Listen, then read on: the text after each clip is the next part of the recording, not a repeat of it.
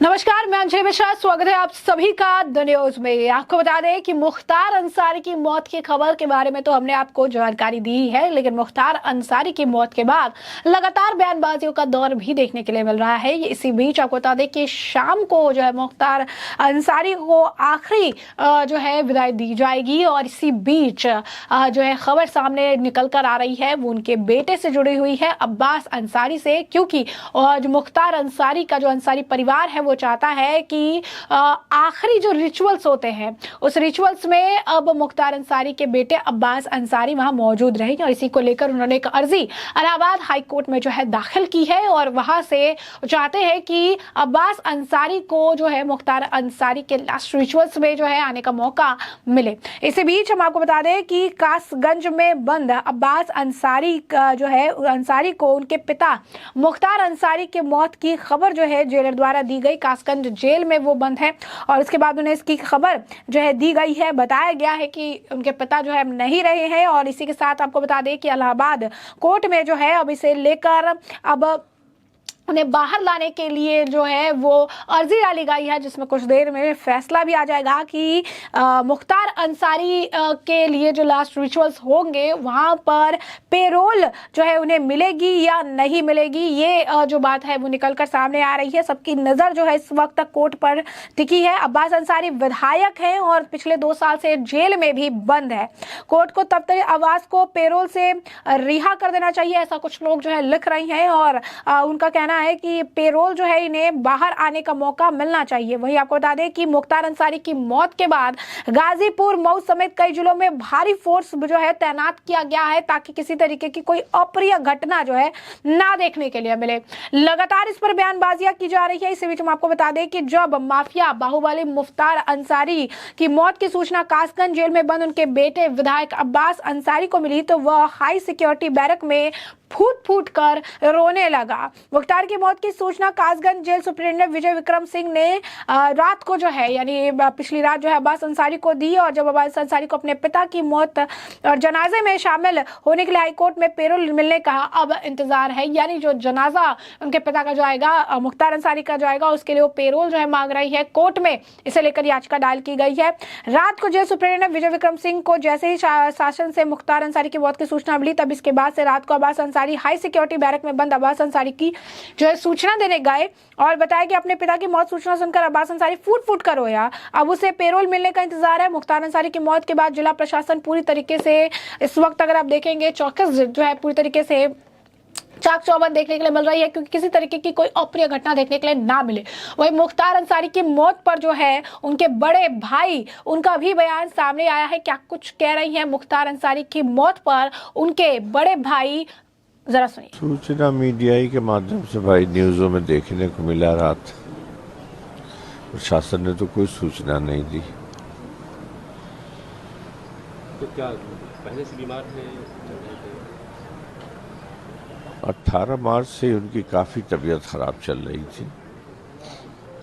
बार बार कहने के बावजूद कोई इलाज नहीं दिया जा रहा था।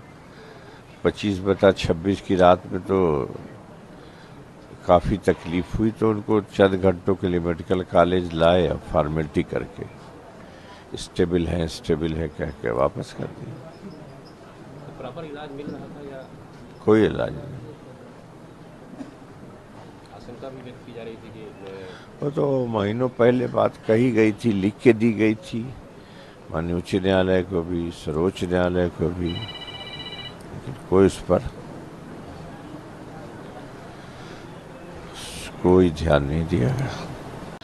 तो जैसा कि आपने सुना, सिबगतुल्ला अंसारी जो है वही स्लो पॉइजन की बात कर रही हैं, और कह रही हैं कि मीडिया में भी हमने देखा, काफी कुछ हमारे पास भी निकलकर सामने आया है। वो काफी दिनों से जो है बीमार था। 18 मार्च से जो है उसे किसी तरीके की कोई ट्रीटमेंट नहीं मिली है। वो लगातार जो है बीमारी के लिए बता रहा था, और उसके बाद भी उसे जो है पूरी तरीके से जो है ये कह रही है कि मेडिकल जो है यहाँ पर नहीं ट्रीटमेंट उन्हें सही मिला है। 25-26 मार्च की रात को भी जो उसका कंडीशन जो है काफी ज्यादा खराब था। उसके बाद उसे मेडिकल कॉलेज लाया गया, फॉर्मेलिटी करने के लिए, और उसके बाद कहा गया कि वो स्टेबल है, लेकिन उसके बाद भी उसे कोई ट्रीटमेंट नहीं दिया गया। तो ये उनके भाई जो है वो आरोप लगा रहे हैं और कह रहे हैं कि इस तरीके से देखने के लिए मिल रहा है। वही दूसरी तरफ मुख्तार अंसारी के जो दूसरे बेटे हैं वो, उनको लगता है कि साजिश के तहत जो है मुख्तार अंसारी के साथ ये किया गया है। उमर अंसारी का भी क्या कुछ कहना है, जरा सुनिए। जानकारी आप लोग के माध्यम से ही मुझे जानकारी दी गई है जी। कोई मुझे आधिकारिक रूप से किसी ने कुछ नहीं बताया है, लेकिन अब जो हकीकत है उसको तो सब जान चुका है, तो पूरा देश जान चुका है। क्या बताया गया था सर आपको प्रशासन की तरफ से? मुझे कुछ नहीं बताया गया प्रशासन की तरफ से, मुझे मीडिया के द्वारा मालूम पड़ा और नेताओं के फोन आए और इसी माध्यम से देखा। अच्छा, 2 दिन पहले आप देखने भी आए थे और डॉक्टरों ने ठीक किया था। मुझे नहीं देखने दिया। आप लोगों का आरोप था कि स्लो पॉइजन दिया जा रहा है मुख्तार अंसारी को, क्या कहना है सर इस पर? जो आरोप था वो आज भी हम वही बात कहेंगे। सर आपकी तरफ से आरोप लगाए गए थे स्लो पॉइजन देने के? आरोप लगाने वाला मैं कौन होता हूँ? जिनको जहर दिया गया उन्होंने आरोप लगाया। 19 मार्च को रात के खाने में उन्हें जहर दिया गया था। उन्होंने माननीय न्यायालय में, जहां वो विचाराधीन थे बंदी के रूप में, जुडिशियल कस्टडी में थे, सारी कोर्टों में डाला गया। और आज सर सूचना कैसे मिली? मीडिया के माध्यम से। मीडिया आगे क्या कार्रवाई करेंगे सर आप लोग? आगे जो है सब होगा। अब ये कोई समय नहीं है कार्रवाई बताने का। सब आप लोग भी इंसान हैं, मैं भी इंसान हूं, और आप लोग को पता है कि मेरे ऊपर क्या बीत रही है। सर उच्च स्तरीय जांच की मांग करेंगे? बिल्कुल करेंगे, और जो कार्रवाई करनी है सब कोर्ट के माध्यम से और न्याय के रास्ते से आगे बढ़ेंगे। आपको लगता है जानबूझ के किया गया कृत्य है ये? अब इसमें भी भैया कुछ कहना और छुपा रह गया है।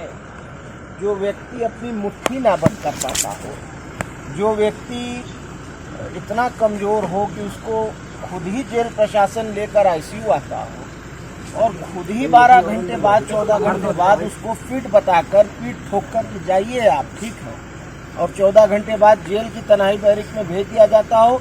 2 दिन उन्होंने अपनी रात कैसे बिताई होगी ये मैं सोच सकता हूँ। जब आज 3:30 बजे मुझे टेलीफोन पे उन्होंने कहा है कि मैं इस हालत में भी नहीं हूँ कि मैं जेल के वीसी रूम तक जा सकूं बैरिक से निकल, तो अब आप सोचिए। अब शासन की जांच पे भरोसा करेंगे या सीधे न्यायपालिका जाएंगे? न्यायपालिका।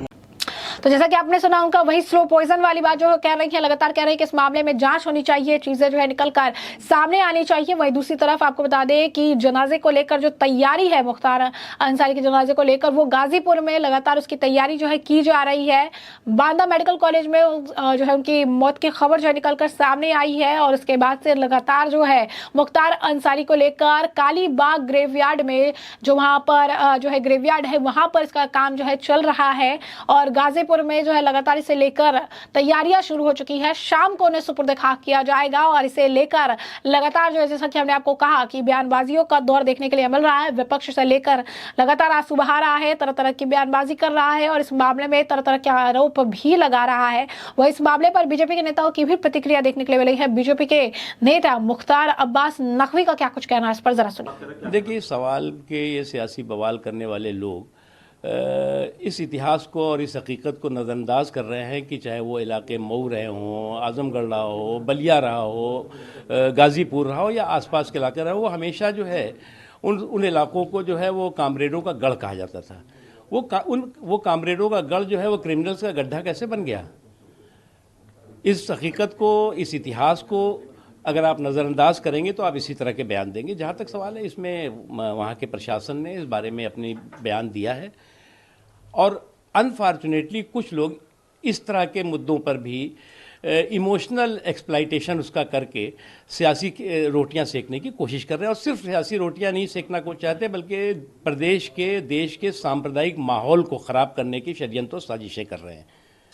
हम सबको होशियार रहने की ज़रूरत है, क्योंकि उन लोगों को अच्छी तरह मालूम है कि उनका जो सांप्रदायिक ध्रुवीकरण का छल था, उसको नरेंद्र मोदी जी ने समावेशी सशक्तिकरण के बल से ध्वस्त कर दिया है। और ये इन छल चंद्रों और छत्रपों के छू मंतर होने का वक्त आ गया है। तो इसलिए इस तरह के बयान और इस तरह के बेहूदगी और बेसर पर के बयानबाजी कर रहे हैं। देखिए, मैं मऊ में चुनाव 91 में लड़ा, पार्टी ने मुझे लड़ाया था, और उस वक्त एक बहुत पॉलिटिकल माहौल हुआ करता था, बहुत ही समाज के सभी वर्गों, मैंने इसीलिए कहा कि कामरेडों का गढ़ हुआ करता था, कामरेडों का गढ़ था, सोशलिस्ट आंदोलन का गढ़ रहा करता था, कांग्रेस का भी गढ़ हुआ करता था। लेकिन जो कांग्रेस का गढ़ था वो क्रिमिनल्स का गढ़ कैसे बन गया, मुझे तो बहुत अफसोस होता है। और मैं चुनाव लड़ा, 13 वोट से हार भी गया, लेकिन हमने तो वहाँ पर जो है वो सारी गांव से लेकर के और कस्बे तक जो है, वो शहर तक जो है, वो पॉलिटिकल सोच के लोग थे, समावेशी सोच के लोग थे। एकदम से ये जो परिवर्तन आया उससे मुझे खुद पर्सनल बहुत दुख हुआ था।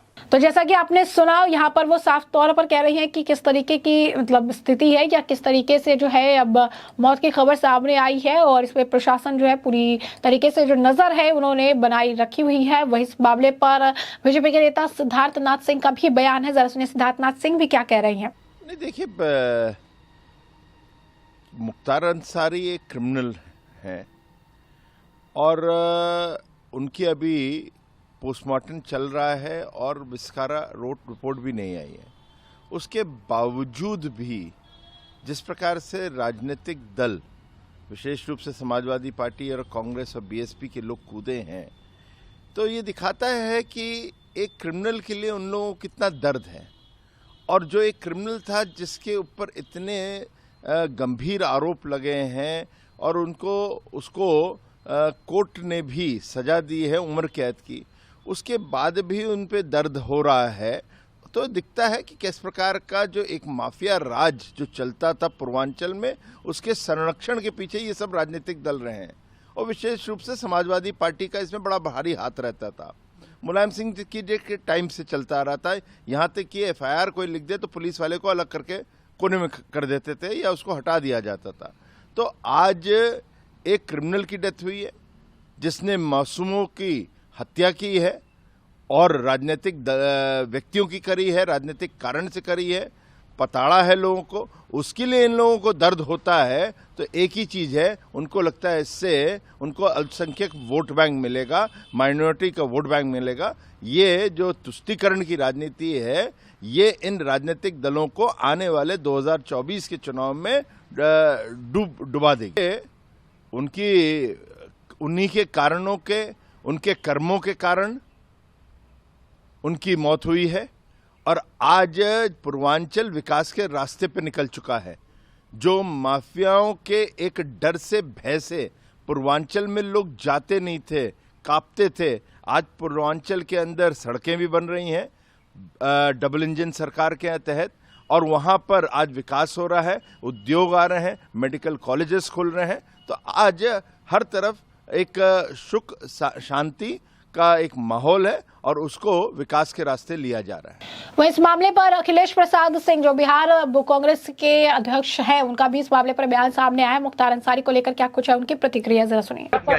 अभी तो पोस्टमार्टम हो रहा है, लेकिन जिस तरह से उनकी मृत्यु हुई है वो तो उसमें संदेह के घेरे में है, उसकी जांच होनी चाहिए। गठबंधन में सब चीज क्लियर हो गया है, सब चीज क्लियर। कब तक हो जाएगा फाइनल? अभी दो तो लगातार आप देख सकते हैं कि जो विपक्ष के नेता हैं, विपक्षी दल के जो भी नेता हैं, उनका यही लगातार बयान है कि स्लो पॉइजन की बातें कर रही हैं। कह रही हैं कि पहले जो है पॉइजन देने की बात निकलकर सामने आई थी और उसके बाद भी इस पर ध्यान नहीं दिया गया। वहीं इस मामले को लेकर आरजेडी के नेता मनोज झा का भी क्या कुछ बयान है, जरा सुनिए। उत्तर प्रदेश एक अलग किस्म का राज्य बन गया, एक पैटर्न है, मौत और हत्या का फर्क मिट गया, बस इतना ही कहना। तेजस्वी यादव ने भी संवैधानिक संस्थानों को इसमें हस्तक्षेप करने की बात की और संज्ञान लेने की बात की। देखिए, सीधी सी बात है, मैंने कहा ना, मेरे नेता से इतर नहीं कहा, मौत और हत्या का फर्क जब मिट जाए तो अराजकता होती है, पता नहीं क्या कहें।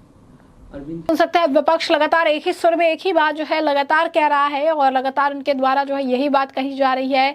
उनकी मौत को लेकर जांच का विषय जो है इसे बताया जा रहा है। अखिलेश यादव अलग तरीके से बयान दे रही है, कोई अलग तरीके से बयान दे रहा है और विपक्ष इस मामले को लेकर लगातार बेनकाब जो है हो चुका है। डीएसपी ने भी जो उस वक्त के थे उन्होंने भी बताया था कि किस तरीके से जो है उन्हें जब मुख्तार अंसारी पर उन्होंने पोटा लगाया था तो उन्हें मजबूर किया गया ताकि वो अपने पद से इस्तीफा दे दे, अपने पद से छोड़ दे। और अब आपको बता दें कि सबकी निगाहें जो है इस पर टिकी हुई है कि मुख्तार मुख्तार अंसारी के बेटे अब्बास अंसारी जो है उन्हें जो है किस तरीके से जो है उन्हें मौका मिल पाता है कि नहीं अपने पिता के लास्ट रिचुअल्स में जो है जनाजे में जो है शामिल होने का, क्योंकि इलाहाबाद में उनकी याचिका डाली गई है।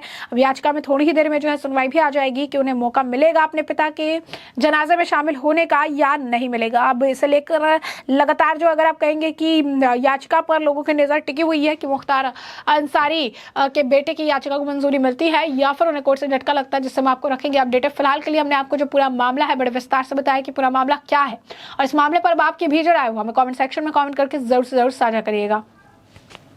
धन्यवाद।